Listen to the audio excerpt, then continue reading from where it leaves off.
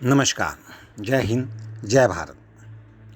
हमारा भारत देश में भारतीय संस्कृति, सनातन धर्म तथा भारत के विभिन्न देशों में, भारत के विभिन्न प्रदेशों में जो हम एक सांस्कृतिक झलक देखते हैं, वह अवर्णनीय है, वह प्रशंसनीय है। हम विभिन्न प्रकार के वेदों का अध्ययन करते हैं, हम विभिन्न प्रकार के शास्त्रों को पढ़ते हैं। महाभारत, रामचरितमानस, गीता, सुंदरकांड, हनुमान चालीसा, दुर्गा चालीसा और अनंत एक धार्मिक ग्रंथों का भंडार है हमारी सनातन संस्कृति में। इसके अंतर्गत मैं आज आपको सुंदरकांड का धार्मिक महत्व बताने जा रहा हूँ। सुंदरकांड वास्तव में हनुमान जी का कांड है, हनुमान जी की कहानी है, हनुमान जी का वर्णन है, हनुमान जी की जो उनकी सृष्टि है, जो हनुमान जी की कला है, जो हनुमान जी के अंदर जो शक्ति है, उसका वर्णन है। हनुमान जी का एक नाम सुंदर भी है, इसीलिए इसका नाम सुंदरकांड भी पड़ गया। सुंदरे सुंदरे रामा, सुंदरे सुंदरी कथा, सुंदरे सुंदरे सीता, सुंदरे किम ना सुंदरम। वाह वाह वाह, क्या वर्णन है। सुंदरे सुंदरे रामा, सुंदरे सुंदरी कथा, सुंदरे सुंदरे सीता, सुंदरे किम ना सुंदरम। सुंदरकांड में मुख्य मूर्ति श्री हनुमान जी की ही रखी जानी चाहिए। इतना अवश्य ध्यान में रखना चाहिए कि हनुमान जी सेवक रूप से भक्ति के प्रतीक हैं, अतः उनकी अर्चना करने से पहले भगवान राम का स्मरण और पूजन करने से शीघ्र फल प्राप्त होता है, शीघ्र परिणाम मिलता है, शीघ्र लाभ मिलता है। कोई व्यक्ति खो गया हो अथवा पति पत्नी साझेदारों के संबंध बिगड़ गए हों, रिश्तेदारों से संबंध बिगड़ गए हों और उनको सुधारने की आवश्यकता हो, या फिर अपने पुराने मित्रों के साथ संबंध अच्छे करने हों, तो उनको सुधारने की आवश्यकता अनुभव हो रही हो, तो सुंदरकांड शीघ्र में कहा गया है।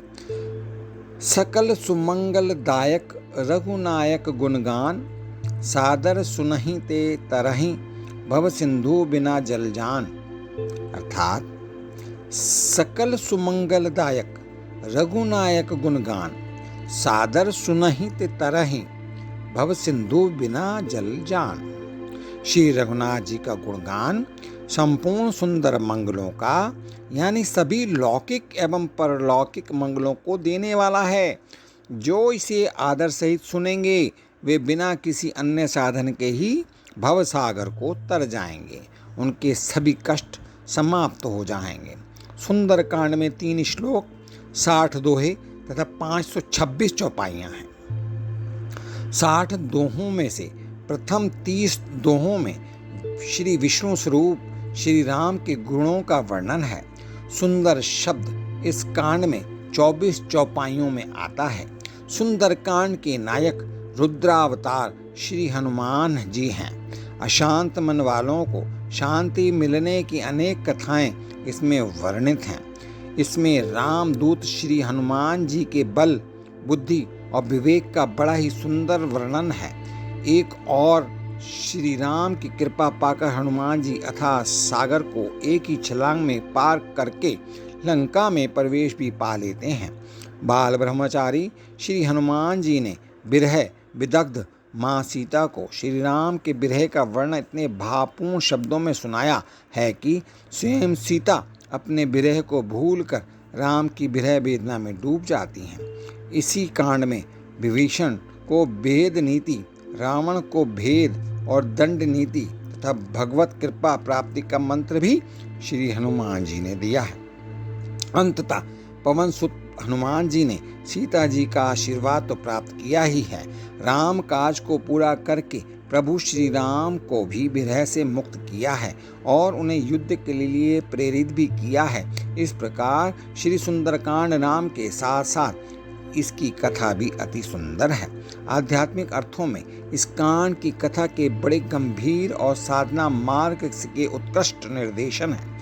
अतः सुंदरकांड आदि भौतिक, आध्यात्मिक एवं आदि दैविक सभी दृष्टियों से बड़ा ही मनोहारी कांड है। सुंदरकांड के पाठ को अमोघ अनुष्ठान माना जाता है। ऐसा विश्वास किया जाता है कि सुंदरकांड के पाठ करने से दरिद्रता एवं दुखों का दहन, अमंगलों का और संकटों का निवारण तथा ग्रस्त जीवन में सभी सुखों की प्राप्ति होती है। पूर्ण लाभ प्राप्त करने के लिए भगवान में पूर्ण श्रद्धा और विश्वास होना जरूरी है। इसीलिए यहाँ पर मैं ये कहना चाहता हूँ कि यह सुंदरकांड का पाठ या तो आप स्वयं करें या इसका श्रवण करें।